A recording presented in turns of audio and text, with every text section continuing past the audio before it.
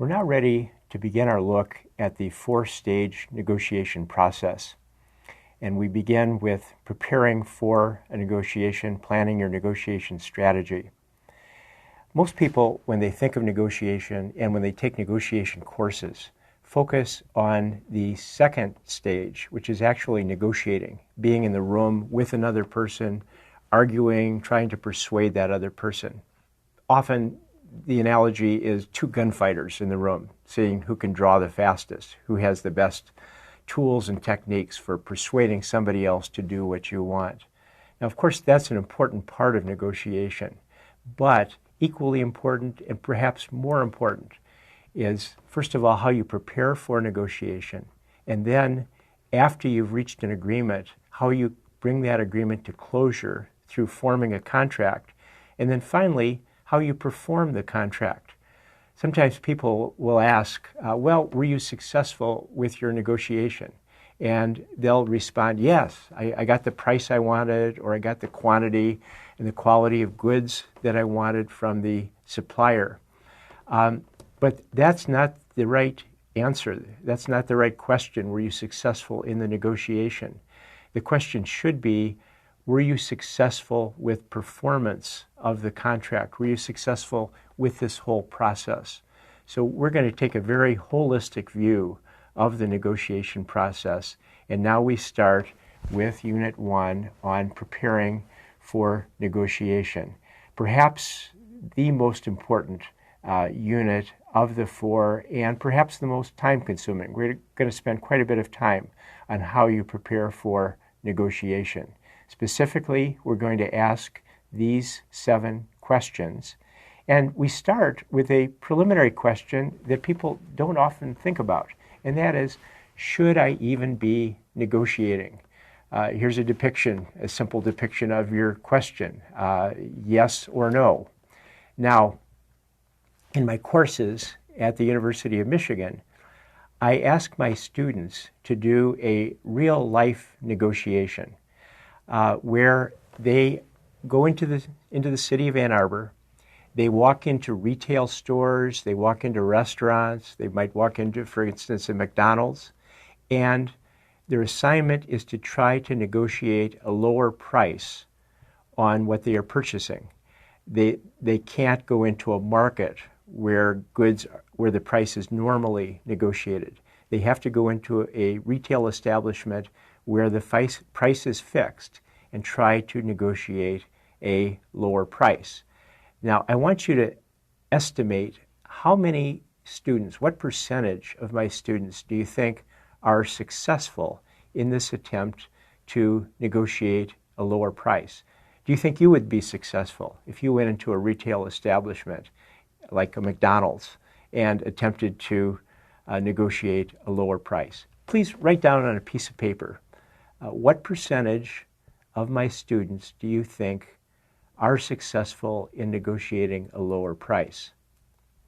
Here's the data from the last time I ran this exercise. First of all, I asked my class the same question before they did the negotiations, and a large percentage of the class, over 90% of the class, predicted that most students would not be successful. What were the results? Well, you can see here, 69% of the class was successful. They obtained discounts ranging from 6 to 100%. The 100% included students who, for example, negotiated for a free cup of coffee or a free breakfast. The average discount was 40%, and you can see here the total savings in the class was over $1,500. Now, in performing these negotiations, students used a variety of strategies.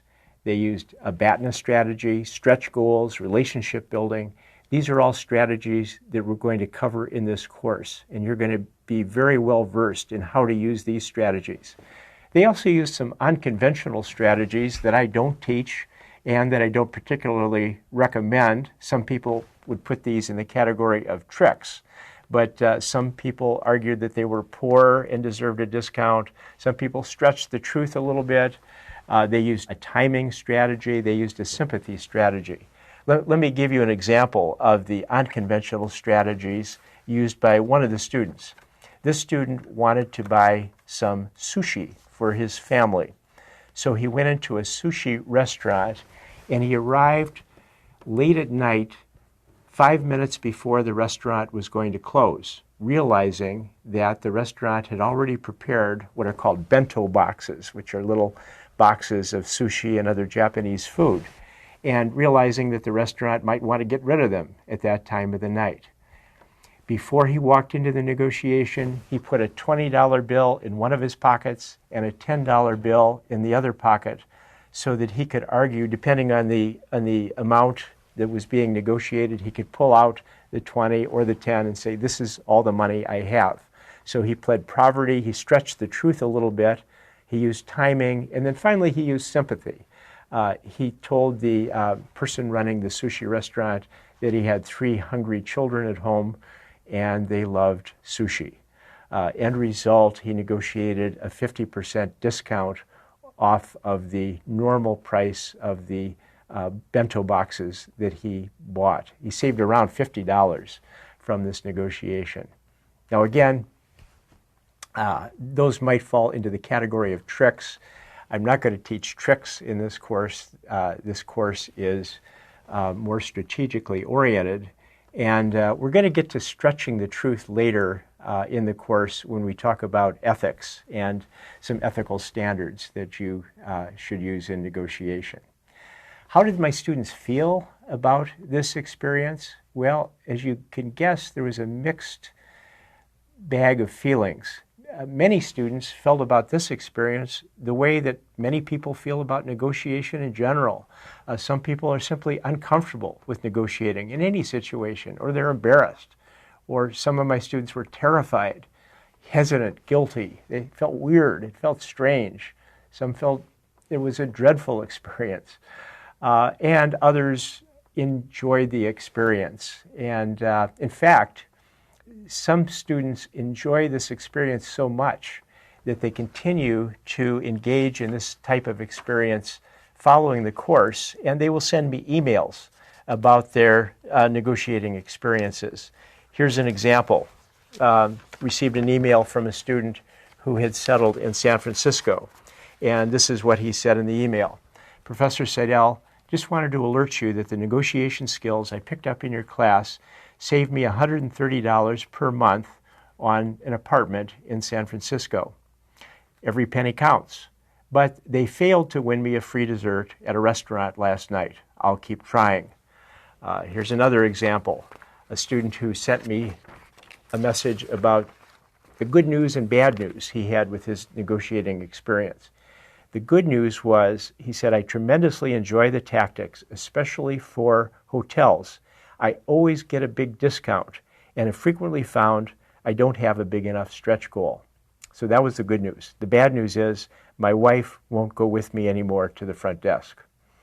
And here's an international example. A student I taught in Europe, she said that the mafia stole her father's car, and a tactic used by the mafia after they steal a car is often to then sell it back to you at a lower price. Her father refused to deal with the mafia, and she wanted to test out her negotiation skills. She negotiated with the mafia and successfully got her father's car back.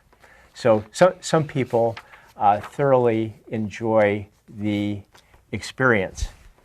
Now, if you decide to negotiate, there are some factors to consider. What do you think about this situation? Here we have a negotiation professor, in fact, one of the top negotiation professors in the country, buying a big screen TV. He does lots of research on different models and on dealer costs. He visits several dealers, and he bundles the price of the TV with installation, satellite dish, and other features. And he obtains a last price concession by mentioning a competitor's offer. And as a result, he saved $120. Now, what do you think about this? Would you call this a successful negotiation or not? Here's somebody who went down the path of negotiation. He decided to negotiate. But should he have negotiated? Is this successful? Write down yes or no, successful or not. Whether you call this successful or not depends a little bit on your personality. But what happened, the aftermath of this case was he went home, he proudly announced to his wife that he had saved $120. And she asked him this question. She said, well, congratulations. How much time did you spend on this negotiation? He thought for a second. He said, well, 20 hours. And she said, is your time really worth $6 an hour? So I think we all have to make this kind of decision in deciding whether to negotiate. Some people love to negotiate. Some people have no problem with this. Other people might ask, is this the way we want to spend our brief time on earth? Do we want to spend time engaged in negotiations like this? Or would we rather spend time with our family and friends? Would we rather spend time in other pursuits? If you enjoy this, if this is what turns you on, then I would call this a success because you enjoy it. But I think it's also important to think of the costs and the benefits, especially the costs in pulling you away from other opportunities.